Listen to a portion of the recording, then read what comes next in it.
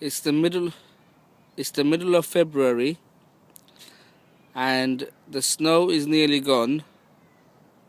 Only where the children had made snowmen and put the snow together in large balls, it remains, and a little bit of snow here and there. As you can see, most of the trees are still without leaves. They dropped them in the autumn and became bare by the end of November, and they've been like that throughout December and January, and will be for most of February. But in just a few weeks, if the weather warms up, which usually in England it starts to warm up towards the end of February, you will see flowers, new leaves, buds. Especially the first things usually come are the cherry blossoms, then the pear and apple blossoms, and then the plum blossoms, followed by the green leaves. All these trees will be covered with new light green color. You can see that there's a few conifers and privet bushes.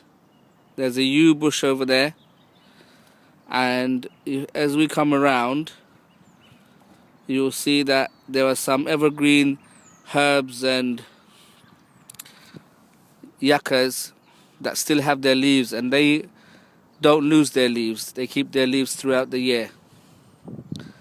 On the grasses, you'll also start to see daffodils erupting. Over there is a willow maze which looks pretty bare, but as spring comes, the new leaves, long slender leaves, will cover the maze and actually make it more difficult for the children to navigate. As it is, you can see through the bushes and you can see which way to go very easily. This park is this play area in this park is reserved for children under 14 unless they're accompanying younger brothers or sisters or parents accompanying the children. This is to reduce bullying and accidents and assaults. A very good idea, but it's a sad requirement because unfortunately the society has deteriorated from the days when we were playing in these parks, where things were not so bad.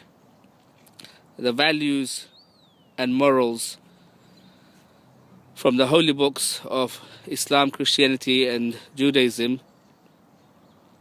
and other religions are no longer being followed as stringently, and freedom and secularism and atheism has meant that these books are no longer revered in the West as they used to be, and people are equating their own ideas to what God has said in the holy books.